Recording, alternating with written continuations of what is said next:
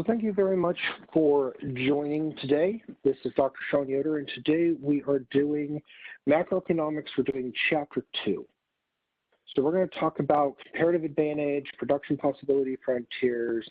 We're going to do this in the context of a macroeconomy. So while some of the examples are going to be a little bit micro-y, believe me, we're going to be spinning this in a macro way and start working at it from that angle. Now, every society, whether it's the United States, North Korea, China, Russia, Ireland, Mexico, Brazil, Italy, the Sudan, every society has to answer 3 basic questions. What gets made, how it's produced, and who gets what's produced. Now, who, what, when, and how we answer these questions are critical. Last time we ended the lecture of chapter 1 talking about 4 basic metrics by which we evaluate economic outcomes, the first of which being efficiency. So for chapters 2, 3, and 4, what we're doing is we're going through and defining metrics by which we will evaluate efficiency. Now, for some of you, this is a review from microeconomics. Some of you, this may be new material. That's okay. The goal here is to be able to metric efficiency so that we can compare macroeconomic policies and be able to know, is one more efficient or less efficient than the other? Now, please notice I did not say whether one was better than another. Because in order to say something is better, you have to have a normative value system and decide. And there's more than one metric than just efficiency for the use of evaluating economic outcomes. Now let's talk about definitions, because these are really important.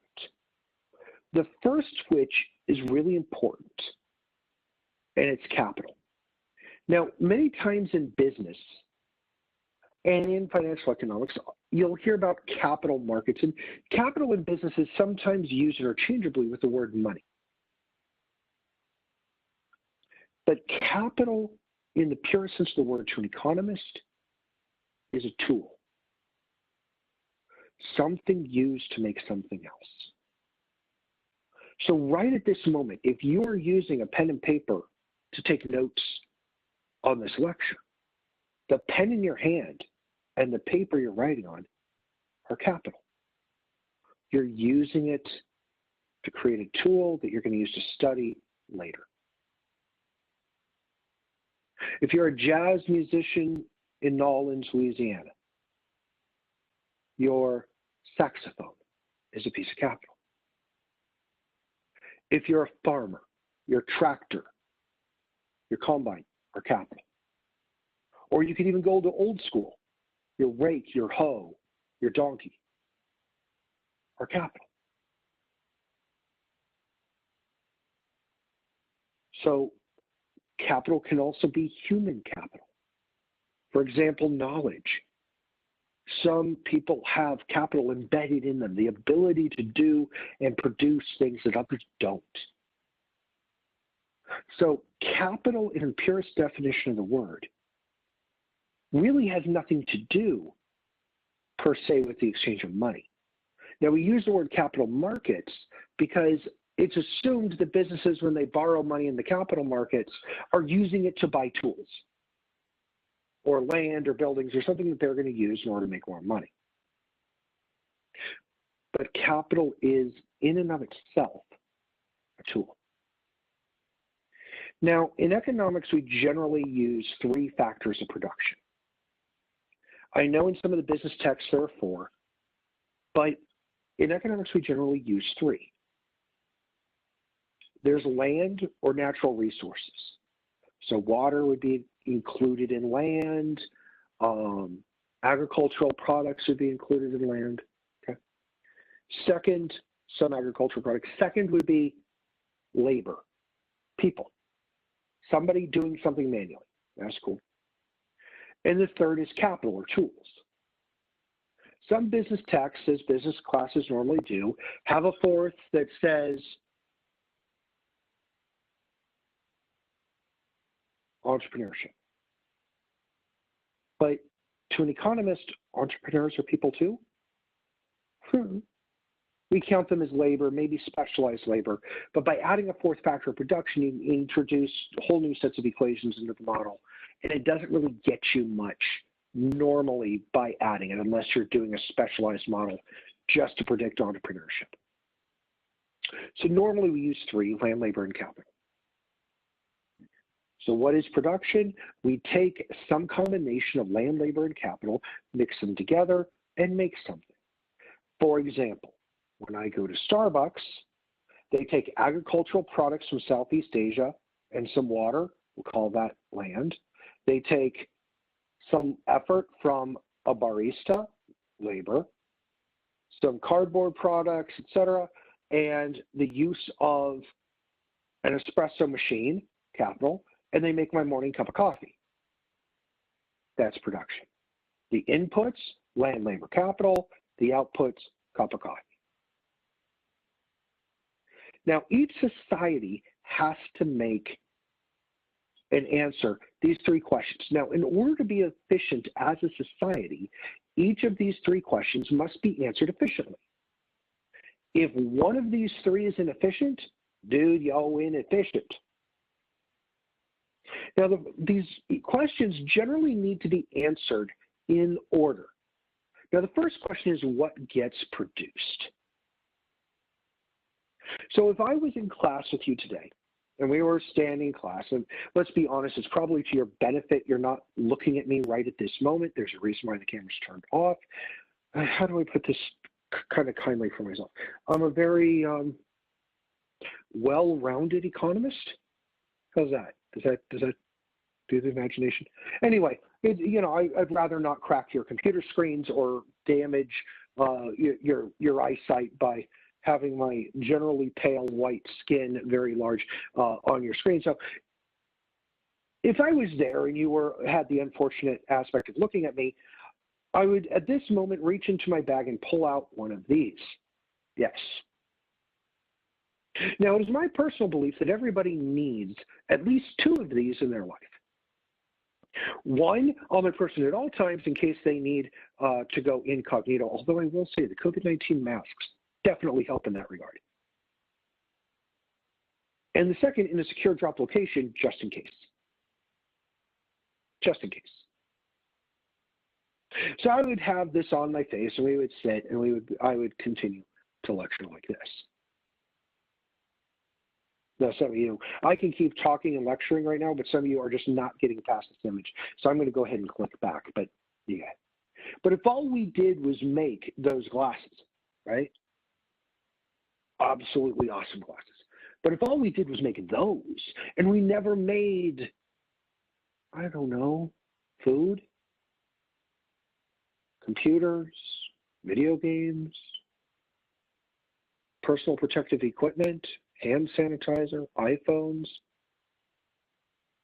society would probably be worse off. So society has to make the correct combination of different things in order to be efficient. You make too much of something, you make too little of something, it's a waste. The second question is, how do you make it? You can make everything well, or you can make it badly. So right now I'm using electricity. My computer's going, I have my headphones in, I have my cell phone going, generating electricity. Odds are you're using electricity too to listen to this. So let's assume, for argument's sake, question one, we know the exact quantity of kilowatt hours of electricity we need to produce for society. So we know the quantity, we know how much it's going to get made, we're going to make that quantity, no more, no less, so we're going to be efficient here. Now, we can generate that electricity a bunch of different ways. You know, you could use power plant using non-renewable natural resources, coal, natural gas, these kind of things, some of these kind of things. Oil, right? We could use renewable, hydroelectric, solar, wind, wave energy, all these kind of things. That's cool too. Or what we could do is we could take everybody at the college and we could go out to the fields and I could give everybody in the college hand cranks wired up to a big capacitor, and everybody could just sit and we could all go to town all day cranking around on these hand cranks, right? You generate electricity that way. What could possibly go wrong? Well, it would cost a lot of money to hire people to do that. It's not as efficient as just using a power plant. Whatever you make, you can make it, assuming you're making the same thing, a kilowatt hour is a kilowatt hour of energy. You can make it well, or you can make it badly. You can make it efficiently and at lower costs, or you can make it less efficiently at higher costs. Whatever you make, you must make well. If you are not making it well, it is inefficient. Now, the last question is who gets what's produced? Once again, if we were in class, I would say something stupid to you like, you know, if I had a pair of pantyhose right at this moment, it would probably be inefficient considering I don't really value pantyhose. And it's really not in your interest to imagine me wearing pantyhose. Now, at this moment, usually every face in the room cringes requisitely, and I stare at you and I go, please do not imagine me in pantyhose. This really is not a good idea. You'll bolt up at night when you're in bed going, oh, and shudder. But that's, you know, that's not helpful. You can't see me, so we'll do a different story there. You got to get what's made to the right people. People who need it and value it the most. Years ago, there was an earthquake off the coast of Japan. Now, this earthquake generated a wave, a very small wave, also known as a tidal wave. And this tidal wave came ashore in the Fukushima prefecture of Japan. Lamentably, the Japanese people had built a nuclear reactor in front of the tidal wave. Note to self, do not build nuclear reactors in front of tidal waves. It's a bad idea. But lamentably, there was one there. Tidal wave came ashore. The nuclear power plant melted down, and a bunch of radiation was released into the air. Japanese people had to evacuate the area. There was a seclusion zone put around it, and the Japanese now have glow-in-the-dark kids. Okay, no, I'm totally lying about that bit. The Japanese do not have glow-in-the-dark kids. Do not. But my professor said the Japanese kids got. No, I'm joking. Okay, sorry. Can't joke around. All right, I got it. Now, there's a cure for radiation poisoning. Radiation poisoning will damage key organs in your body. There is a thing for radiation poisoning. It's iodine pills. If you take these iodine pills, it'll help protect your vital organs from radiation poisoning. Right after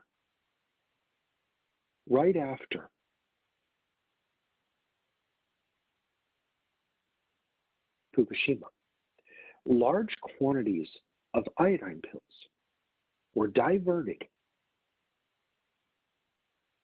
to the west coast of North America because the people in the west coast of North America were terrified that radiation was somehow going to make it from Japan over the Pacific Ocean in such quantities as to do them harm.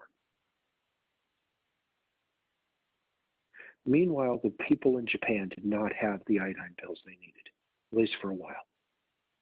The Globe put together an emergency run of iodine pills. We manufactured a bunch real fast and got them out there. But in that window, I would argue, question 3, from a global standpoint, it was probably inefficient that those pills did not get to Japan immediately. Who gets what produced? you have to answer where it goes. If you get it to the wrong spot, you're inefficient. Okay. Each of these three questions, what do you make? How do you make it? Who gets it? They have to be answered in every society, even a society of only one person. Professional economists, we call this the Robinson Crusoe economy. And the logic goes something like this, okay? Imagine for a moment you're in an airplane, flying over the ocean. Now, I have bad news, I have good news, and I have bad news. The bad news is the plane crashed, which, let's be clear, the second the plane crashes, that's already an epically bad day. And I haven't been in a plane crash, but I've seen a plane crash live, and I've been in a plane that was having mechanical failures that was close to crashing, but I've never been in a plane crash. So already that's a bad day, category 1, when you're in a plane crash. The good news is you're still alive and everything's attached that's supposed to be. You know, that's an important point. If an arm or a leg or something's not attached anymore, that's a definite bummer. But everything's attached, that's good. The other bad news is everybody else on the plane is dead, which I guess is their problem. Sucks to be them, but everybody else on the plane is dead. So you're on this island, assumedly deserted. You're alive. Everyone else is dead. What do you do? What do you do? Well, what are you going to need? All right. You're going to need food. You're going to need water. You're going to need shelter, right? Basic stuff. You're going to need signaling some way because assumedly they're going to come and look for you, right? They know the plane went down. They're probably going to come and send a search party, rescue party of some kind. Probably come looking for you. All right. Now, what I'm about to give you is the most critical idea of this entire lecture. It's the fulcrum of the lecture. The fulcrum, if you remember a teeter-totter when you're a kid, the fulcrum's the piece in the middle. Without the fulcrum, the teeter-totter is just a sad, board on the ground or bar on the ground that you just look at and go, right? So what I'm about to give you is the intellectual fulcrum of the lecture. In economics, there are two separate ways of measuring costs. Two separate ways of measuring costs. The first way is in terms of the scarce resource. Now, the scarce resource in the Robinson Crusoe economy most definitely is not money, because you can call whatever you want money. You can pay yourself whatever you want for making whatever you want, but you're just going to be buying it from yourself anyway, so who cares, right? The scarce resource in the Robinson Crusoe economy, scarce resource, is time. There's only a certain number of daylight hours. So in one regard, let's say building the shelter would take you 4 hours. And we could say maybe finding and purifying a liter of water would take you 2 hours. That's the first way of measuring cost in terms of the scarce resource. The second way of measuring cost is in terms of this idea, the opportunity cost. So if shelter costs 4 hours to make and a liter of water costs 2 hours, I could say shelter costs me 4 hours, method 1, or the shelter costs 2 liters of water, method 2, because each liter costs 2 hours each. So building my shelter, in order to build my shelter, I have to give up getting 2 liters of water.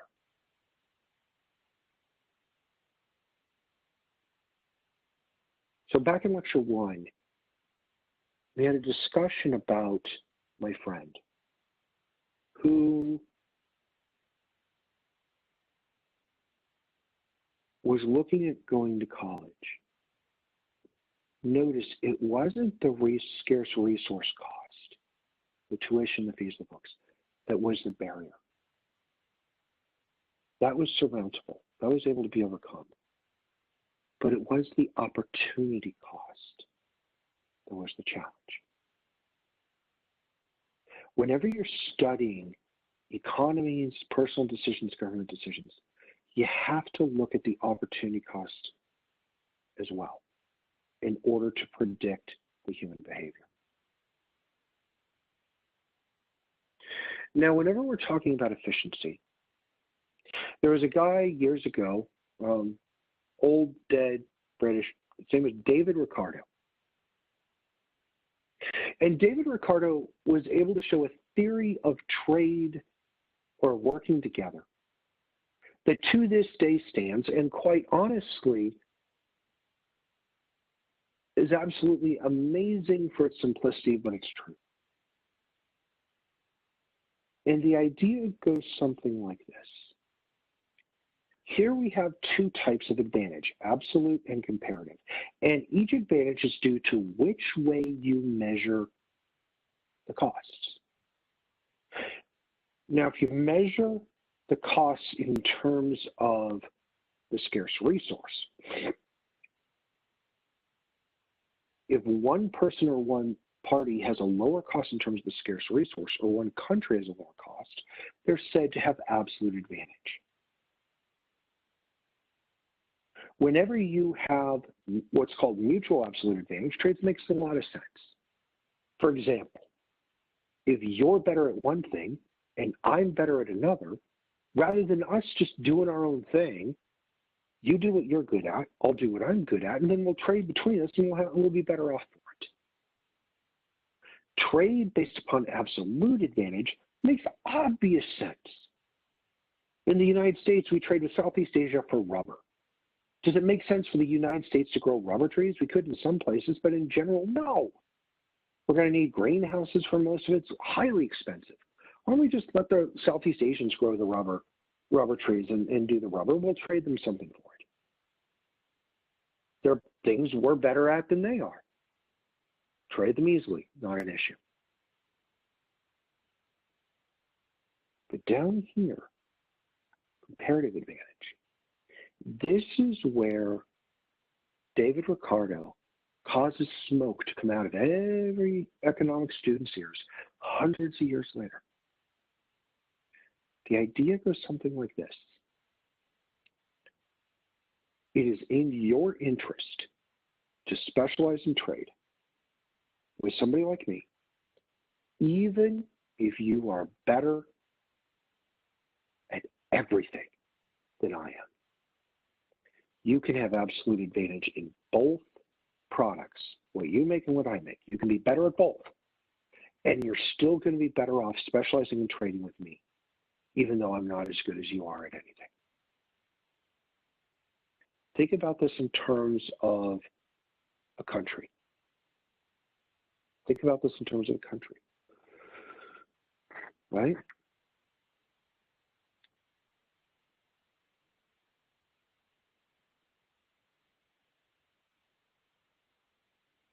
It's in the United States' interest to trade with another country, even though the United States is better and more efficient at everything. You ever heard people say, why are we trading with them for that? We can do it more efficiently. We can do it with this. We can do it with that. Yeah, exactly. Let me give you an example. So, as I mentioned in chapter 1's lecture, I'm not originally from the Pacific Northwest. I know that's shocking, but it's true. In the United States, as I've lived in the United States, I've lived a lot in New England. So as a result, I'm a New England Patriots fan. Yes, I know, insert requisite jokes here. It's okay. I've got thick skin about it.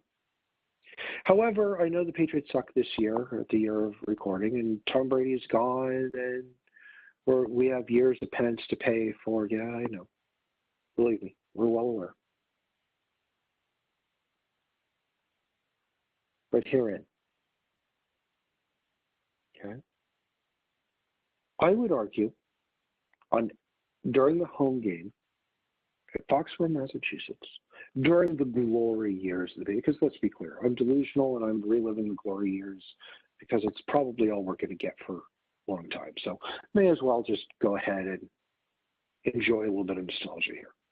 During the glory years when Tom Brady was quarterback of the Patriots, at a home game, I would argue the number one person in the entire stands and in the entire facility that could throw touchdown passes, at least for the Patriots, is Tom Brady. He'd average about 4 a game.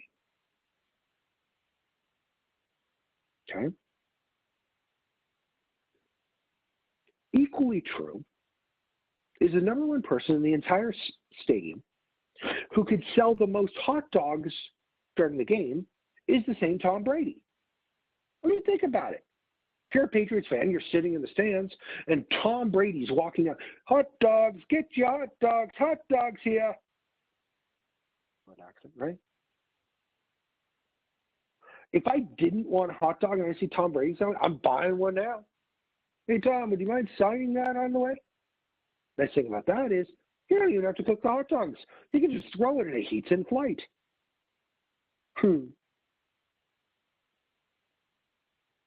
I mean, honestly, he doesn't even have to, I mean, if you think about it, he doesn't even have to walk down the stands. I mean, somebody comes over there, Tom Brady is selling hot dogs, section 430, boom, the stand's just empty, everybody crowds, right? I'd argue Tom Brady could sell easily 600 hot dogs in the course of the game. Now, by contrast, for me, I'm far less efficient. If I worked really hard, I might be able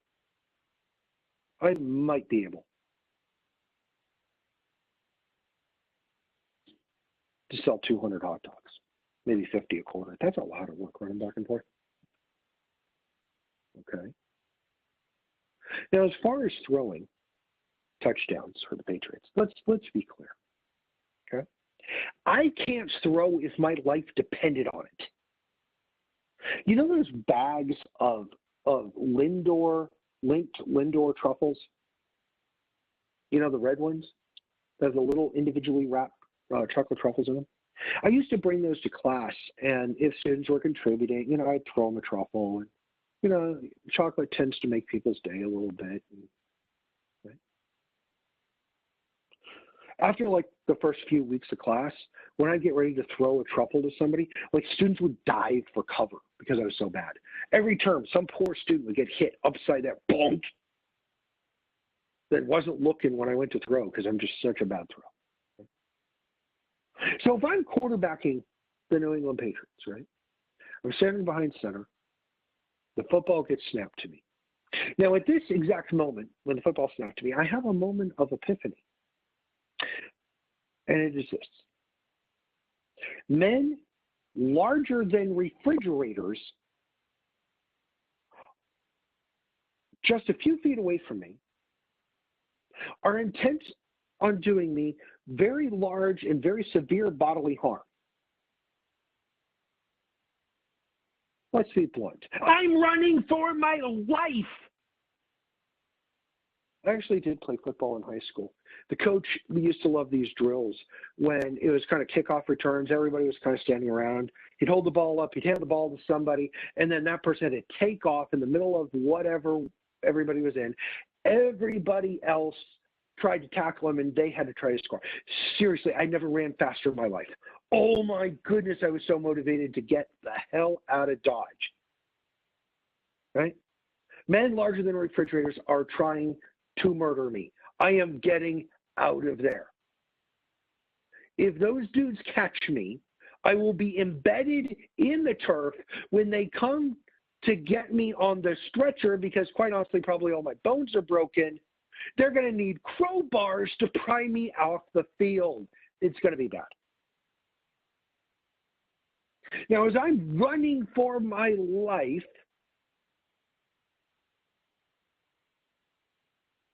I'm looking, and Gronk is running a drag route just 2 yards away. And that's how the line of scrimmage. And I think to myself,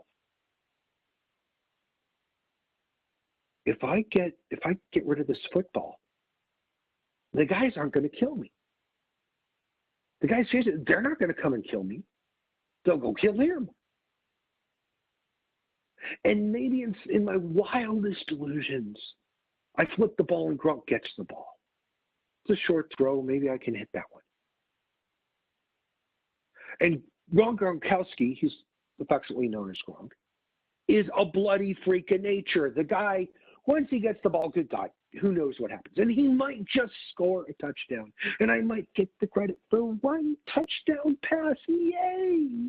In my delusional states one time every 10 years. Right? Tom Brady throws 4 touchdowns a game. I throw 1 touchdown every 10 years. Tom Brady has absolute advantage in the throwing of touchdown passes. Tom Brady's better at both. However, Tom Brady does not have comparative advantage in both. So if Tom Brady sells 600 hot dogs in a game and throws 4 touchdown passes, 600 divided by 4 is 150 hot dogs. Or to put another way, each touchdown pass, if we measure the cost in terms of hot dogs, is 150 hot dogs. Okay. Foxborough, Mass, there are 8 home games a year in normal seasons. Let's be clear, if I was quarterbacking the New England Patriots, we would never make the playoffs, so that's not an issue. So 8 home games times 10 years is 80 games. At 200 hot dogs a game, that is 2,000 hot dogs times 8, or 16,000 hot dogs it would cost me to throw 1 touchdown pass. Tom Brady, it costs 150. Tom Brady has the lower cost measured in hot dogs for touchdown passes. He has comparative advantage in throwing touchdown passes.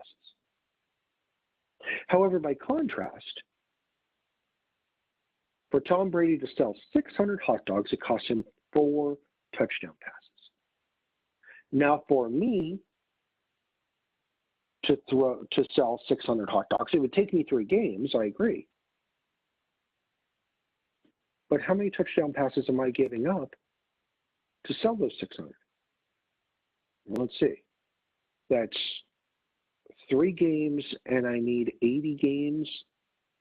Let's be clear. It's effectively 0. It's not 1 touchdown pass. It's 0. I'm giving up 0 touchdown passes to sell hot dogs. And thus,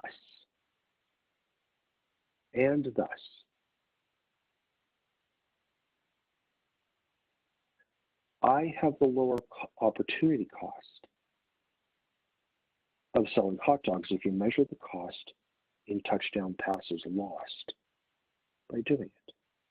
So at Gillette Stadium, Tom Brady throws the touchdown passes, and Professor Yoder sells the hot dogs. So let's nerd this up. Here we have 2 people. Now, importantly, it says Colleen, there are Colleen and Bill. Colleen and Bill each want to consume an equal number of logs of food. So working for a full day each, Colleen, doing her thing separately, can generate 5 logs of wood and 5 bushels of food. Bill, doing his thing independently, working flat out the entire day, generates 2 2/3 logs of wood and 2 2/3 bushels of food. Colleen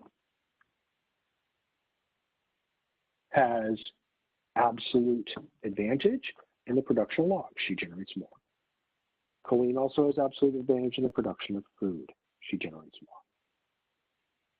Notice if you add these 2 people together for this 2-person economy, it generates 7 2/3 each. Now, what's the resource being used? We call it 2-person days. That's 2 people working for 1 day each, or 1 person working for 2 days each. In this case, it's 2 people working for 1 day each, or 2-person days. Now, if they specialize, what happens? Colleen generates 10 logs of wood, but no food. Bill generates no logs of wood, but 8 bushels of food. See what happens here? Production of logs went up. Production of food went up. Now, it went up not because they used more resources. We're still only using 2-person days. So we're using the same resource, but getting more for it. Now here's a graph. The left is Colleen, the right is Bill. On the x-axis, we have bushels of food. On the y-axis, we have logs. So Colleen could choose to produce here at point A at 10 logs and 0 bushels of food. Or Colleen could produce point B at 10 bushels of food and 0 logs. But remember, she wanted half and half of each, so she would choose point C here if she was going by herself. Anything inside this triangle she could do, but it's inefficient. She could do better. Anything on the line, she's working efficiently. But that's question 2 efficiently. Remember, we had 3 questions. What do you make, how do you make it, and who gets it? Question 2, how do you make it? As long as she's on the line, question 2 gets a check mark. It's efficient. Likewise over here with Bill.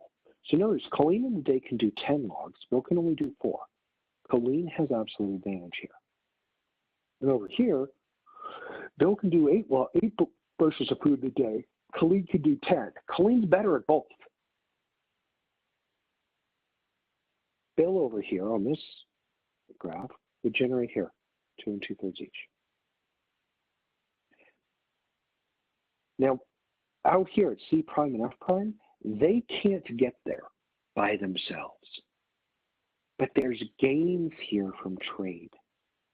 And because of the gains, Colleen and Bill can start to reach production points or consumption points and consume more than they could do by themselves to be better off. So this is called a production possibility frontier. In this case, this is for people, but you can use these for societies, for businesses, all kinds of things. Now, production possibility frontiers are very common. They've been in economics studies for a long, long time. You can use any 2 goods to illustrate the point. Now, your textbook authors like to use capital goods and consumer goods. Consumer goods like my coffee, capital goods are tools. Now, to an economist, investment is not buying stocks or bonds. To an economist, investment is using time and resources to make new tools that will help you make more stuff later. For example, when I spend my time redoing the slides or recording a lecture for you that's going to help me teach a class later, I am investing my time in a tool that I'm going to use later. And you can use any 2 goods. Here's capital goods and consumer goods, and yay, that's great. Back when I was a student in this class, literally, I had to take this class just like you when I was going through college. My textbook was written by the World War II generation, and they had guns and butter because you couldn't produce, during World War II, they had to ration stuff, and so they couldn't produce for the war effort and for the home effort at the same time. But in the modern era, that makes no sense. It's like totally not a thing. So I'm going to use a little professorial discretion. The textbook authors use capital goods and consumer goods, which is kind of blah to me. They're using it for a point they're going to make later, and I'll explain the point to you. But I don't like this. So we did the 1-person Robinson Crusoe economy. Now let's do a 2-person economy. In my 2-person economy, I have these 2. Bill Gates and Michael Jordan. Dude, Michael Jordan's a freak of nature. Dude can fly. Seriously. Dude can fly. Laws of gravity need not apply. So on my PPF, I can put any two things. So I have basketball shots made here, and I have lines of computer code written up here. All right. So we could start down here at point B, for example. We could take Michael Jordan, Bill Gates down into the gym. Michael Jordan is doing his freakish thing. He's doing his, and everybody's going, dude, fly! Absolutely crazy.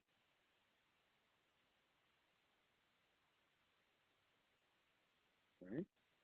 Bill Gates comes in. He's shooting hoops. He kind of granny shots it, right? Takes the basketball, puts it between his knees, flings it up there, gets him occasionally. All right. Or Michael Jordan and Bill Gates here, they could be up here at point A. We take both of them and send them up to the computer code, to the computer lab to write code. So Bill Gates comes in, sits down at the desk, puts on the, those over-the-ear headphones. Oh, those are awesome. They can totally black out reality. A little bit of music, some grooving. Right? Deep breath. Moment of zen. And then and he starts typing code, and all of a sudden the code streams down the screen like the Matrix. You remember that streaming down the screen? Michael Jordan comes in, adjusts the chair before he sits down. Dude's tall. Ergonomics, safety first, right? Adjusts the chair, sits down, grabs the keyboard, and then click, click, click, click, click, click, click, click, click, click, click.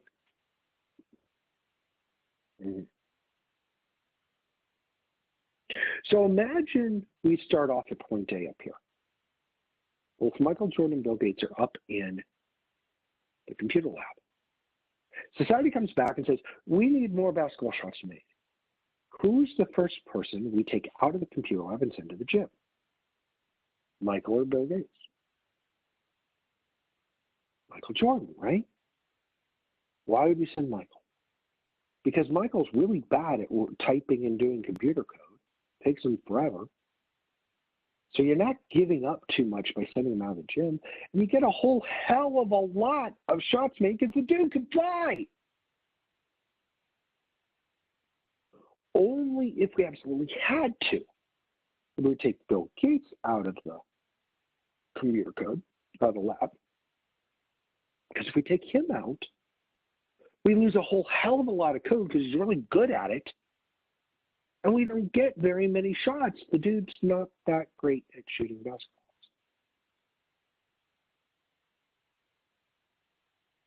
No, we did two people. Let's aggregate this a little larger. Imagine we took everybody at the college, right? We all went out to the field, and we all got into a line. Now, instead of lining up tallest to shortest or oldest to youngest, on one end of the line, the extreme end, is Michael Jordan, and he's going to be king jock.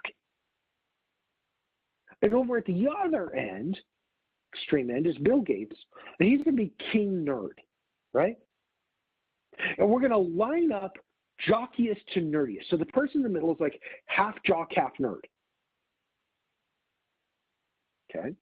So we all get in a line, and then we start allocating from there. So we need basketball shots. Michael Jordan goes into the gym. We need computer code. Bill Gates goes to the lab. We need more basketball shots. So the next person at the end of the line goes to the gym. And then we need more computer code. Next person from the nerd side goes to the lab. I got to be over with my peeps in the lab because let's be clear, I'm a nerd. And we keep doing this and doing this and doing this until we get to some allocation. Let's say point F. Now, if we're at point F,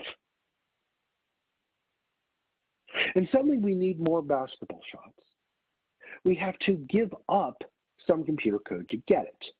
So what do? We go up to the computer lab, just like we did before. We find the jockiest person in the computer lab, which may not be much. Let's be clear. At the moment I'm recording this, I've got the big, thick Coke bottle glasses on my stupid face as it is. You know, it ain't me. The jockiest person in the lab, send them down to the gym. Why? Because we're giving up the least amount of computer code in doing that, and we're getting the most shots possible for doing it. Whenever you're on the PPF, just like before, if you're on the boundary, question 2 is efficient.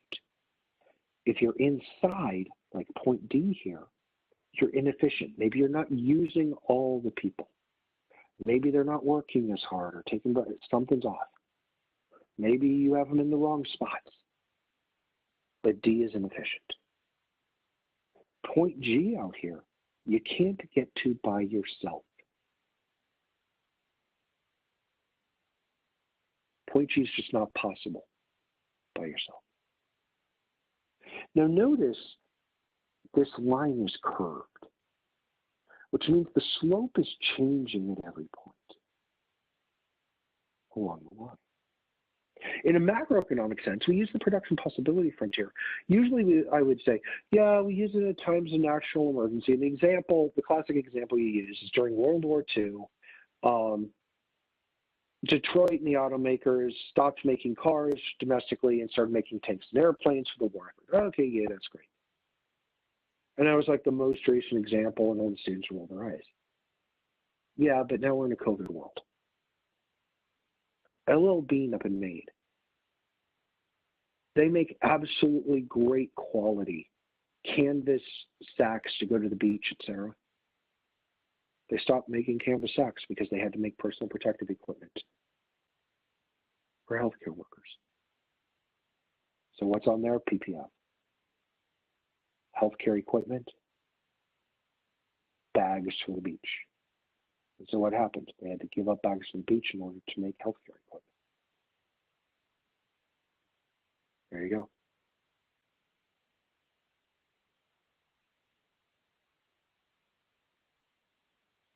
So this curved line, the slope is negative and changing at all times.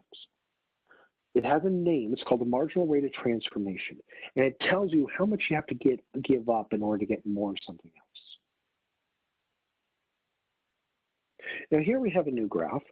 This is bushels of wheat per year on the x-axis, bushels of corn per year on the y-axis. And this is the combined production of the U.S. states of Ohio and Kansas. And if you've ever had the misfortune of driving through Kansas on Interstate 70 all the way through it, they will be more than happy to notify you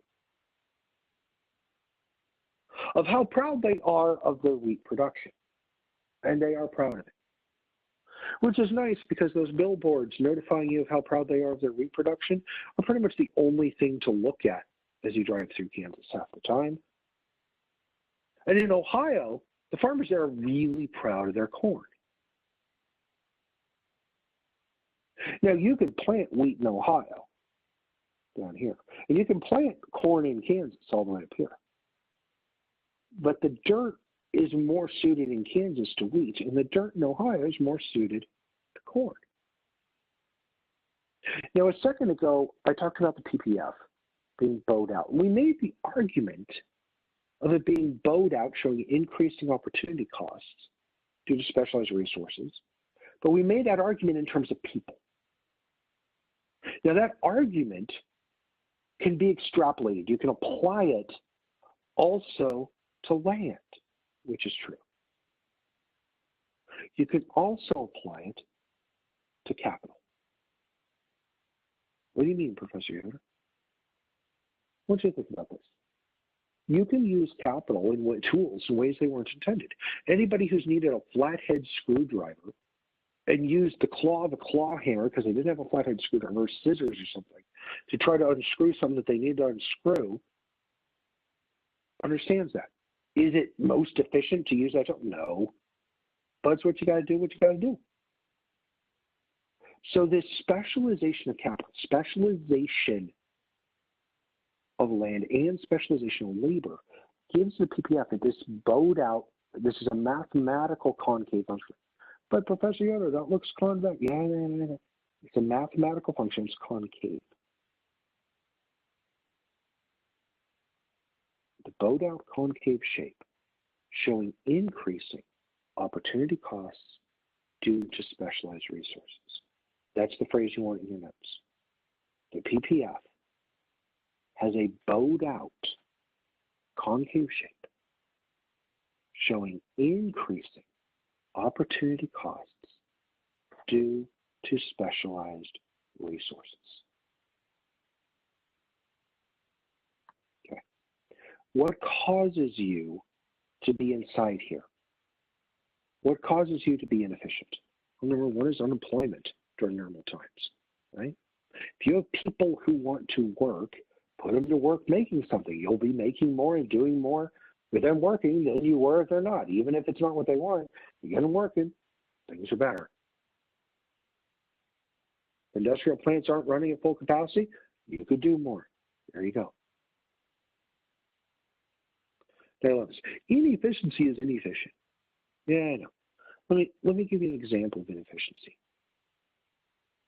Have you ever been in a business where you sit and you look at the workers and you can just tell they're in the wrong jobs?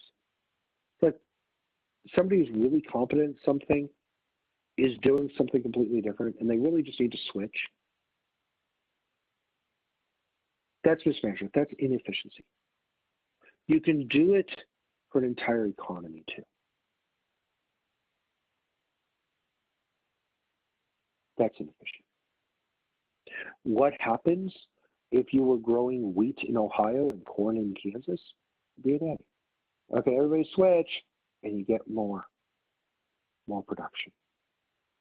When unemployment goes down, you move closer to the boundary. When unemployment goes up and you get less efficient, you move over the point that you're at, moves over to the origin. Now, this boundary doesn't move.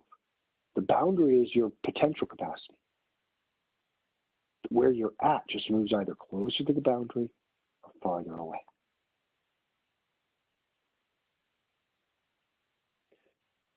Now, if you're on the boundary, we can answer question 2. Are we producing efficiently? Yes, thumbs up. Everything's awesome.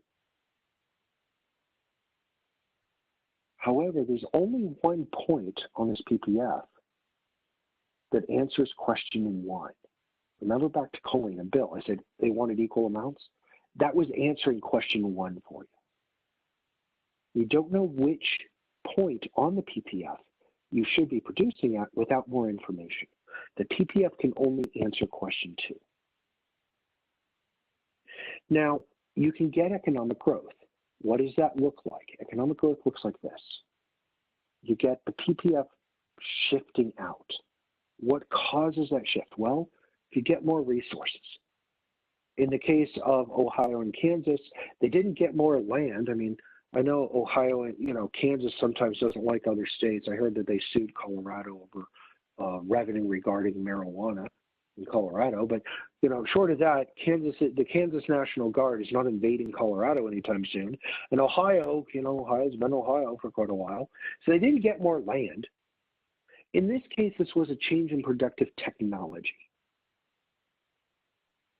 right? Farming methods, fertilizer, they just got better.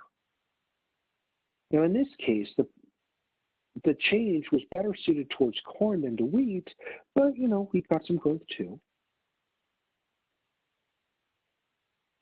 So what can cause economic growth? Well, new resources, all right? What else? Changes in technology. Okay, cool. Now, this slide is an interesting slide macroeconomically, and it's a little dangerous, honestly. The idea is like this. Why are rich countries rich and poor countries poor? Well, rich countries make more tools and relatively not as much consumption goods. So therefore, the next year they have more tools, their PPF shifts out, and they can make more, and their PPF shifts out because they keep making tools, and therefore they grow faster. Poor countries tend to make more food to survive and fewer tools, so they grow more slowly. Is this true? Yes, this is true. Now, what makes it dangerous is how this was operationalized. In the late 1990s, early 2000s, there was this idea called the Washington Consensus. And the idea went something like this. You're not going to be able to go to a poor country over here and say, dude, you totally need to make more capital. So would you mind making fewer goods? consumption goods. And yeah, some of your people might die of starvation or other things, but you need to make less of that and more capital, and then you'll grow out. So it'll be worth it. I mean, you can't do that. That's stupid, right? A, they wouldn't do it, and B, it's insulting, and C, inhumane. So what the wealthier countries did is they said, okay, in order for you to grow, let's see, this is the growth rate for how much capital you need to grow at this rate. So we're going to need to get capital up to about here. So we're going to say the difference between the two, we'll call that the capital gap. So we need to get that much in relatively in tools. So what we're going to do is we're going to take our hat off. We're going to go around to all the rich countries and have them pony up aid money. Then we're just going to buy you the tools and we'll give it to you. So you still make what you make in consumption goods, and we'll just give you the capital. And then what's going to happen is you have the capital, so you can grow faster over years. Maybe in 20, 25 years, you're growing, and now you're not going to need aid. And then everybody's awesome. We can all share a big hug, hold hands, sing Kumbaya, peace, love, puppies, rainbows, and we'll all share a Coke, Coca-Cola, and we'll all live in perfect world harmony. That was the plan. Totally failed. A bunch of reasons why. One of which, yeah, there's corruption. A lot of the money didn't make it where it was supposed to. Well, duh. Kind of know that. That's a thing. But more insidiously, the Washington Consensus actually sabotaged the growth that it meant to help. When you throw a bunch of capital into the countries, it undermined their exchange rate, which basically slowed their growth because they couldn't sell what they made to the rest of the world. And we found one of the easiest ways to get out of poverty is through exports. Most reliable ways is that. But because their exchange rate sabotaged, they couldn't export. It's called Dutch disease. And for those of you who go on in economics and business and are looking for an interesting term paper for some classes to watch, or excuse me, some interesting term papers to do, that's a very interesting one to do.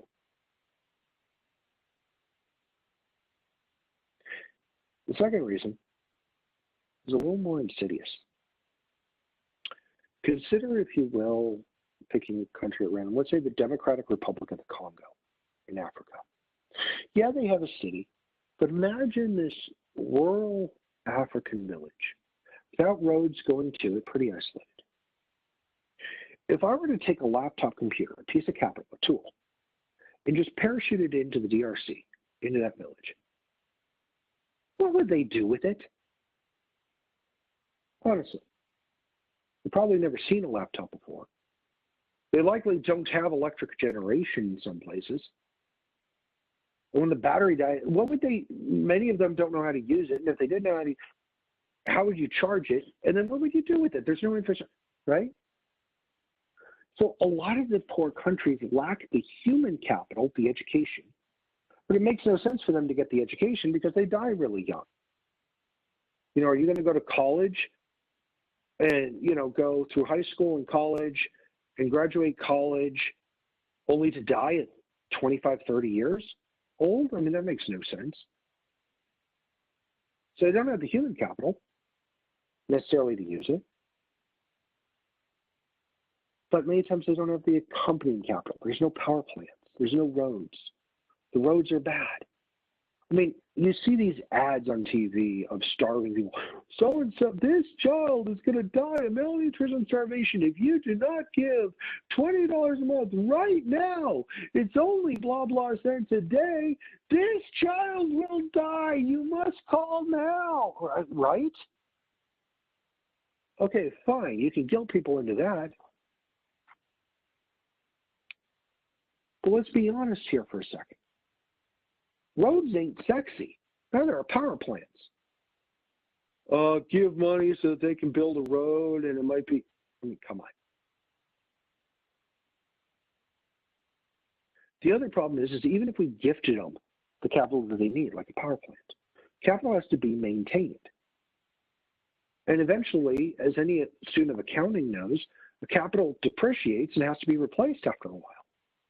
If they don't have the economic base to replace the capital set that we're giving them, then all we do is give them a power plant that in 20 years is going to be mothballed. And even if you give them a power plant, how are you going to get the distribution out? It's not like they have tons of power lines everywhere. So gifting capital, you actually have to have accompanying capital. It's not just one thing. You got to give them tons of things. So the Washington Consensus failed. Gave them stuff they couldn't use, didn't have the accompanying stuff with, didn't know how to use. And then when they could use it, we sabotaged it with Dutch disease so they couldn't sell what they had to the rest of the world.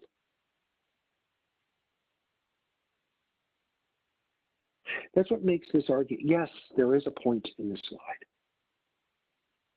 but it's a little too sanitary and simplistic, which is why I generally don't like using capital and consumer goods. But we're back to our three basic questions. What gets produced? How do you produce it? And who gets it? Every society has to answer these. Now, at one extreme, you have a command economy. These questions are answered manually, usually by the government, one way or the other. Okay, you're going to be a hairstylist, you're going to be a nuclear engineer, you're going to be a university professor, blah, blah, blah, blah. Okay, you get shoes, here's coupons for shoes, here's coupons for bread, etc. That's one way of doing it. The other is, you know what, you guys can just go do whatever the hell you want. We're just going to watch, it's cool. And I'll say fair. Now, these are two extremes. There really is not a great example of a command economy. Soviet Union was the closest back in the day, but even then, there's not one now. Well, what about North Korea? North Korea and China still have, and even Cuba still have market elements. It's not fully government directed. And there's no real example of a pure free market. What about the United States? Okay, guys, I'm recording this in the middle of the COVID thing. And right now, as I speak, there's a bunch of people downtown at Salem protesting government regulations, keeping some businesses closed in the pandemic. There's tons of regulation. And good God, they're quite motivated to let everybody know that they don't like what little there is. I've lived in countries with lots of regulation. This ain't one of them. So these two extremes are kind of theoretical, intellectual examples on the end. Every country in the world is somewhere in between these two, some with more command elements, some with less, some with more market elements, some with less. In the end, whenever you have a relatively free market, buyers and sellers interact, and they do because it makes them better, and it's a voluntary thing. Why do I go to Starbucks and buy coffee? Because buying it makes me happy, and I'm willing to pay the price, and that's what makes me the happiest for the amount of money I can spend. Why does Starbucks sell the coffee? Because that's the best profit that they can make and that they're comfortable making, and the best opportunity that they can do to make money. It's a voluntary system.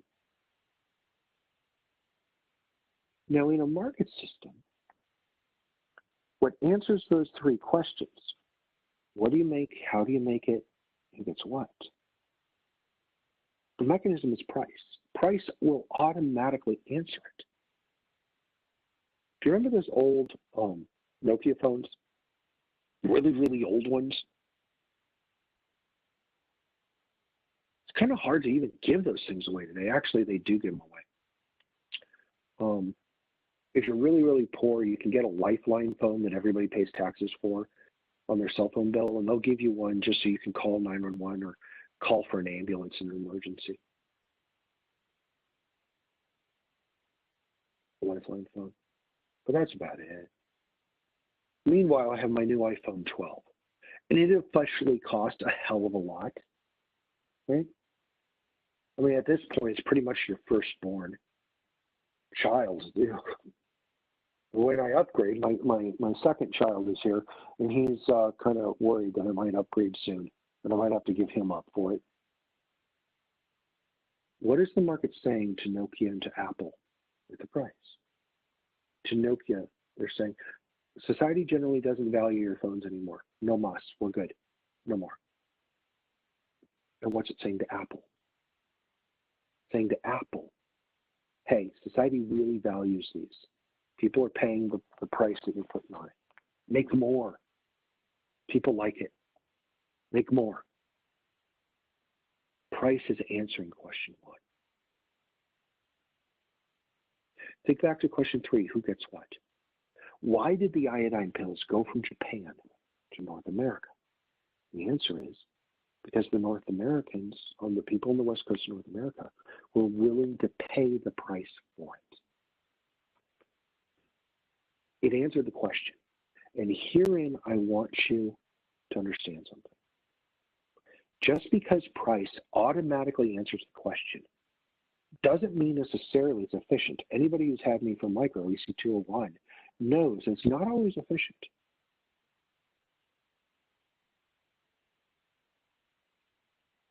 And I also know that you don't have to like the answer. You know, just because North Americans got the iodine pills and the Japanese didn't, you don't have to like it. It doesn't mean it's good in the normative sense. The only point they're making here is that price answers the questions automatically without someone having to tell someone else to do it. In the end, all real economies in the world are mixed between command elements and market elements. So thank you very much for listening. If you have questions, please come to office hours, give me a call, contact me. I'll be glad to work with you. Thank you much, and have a great night.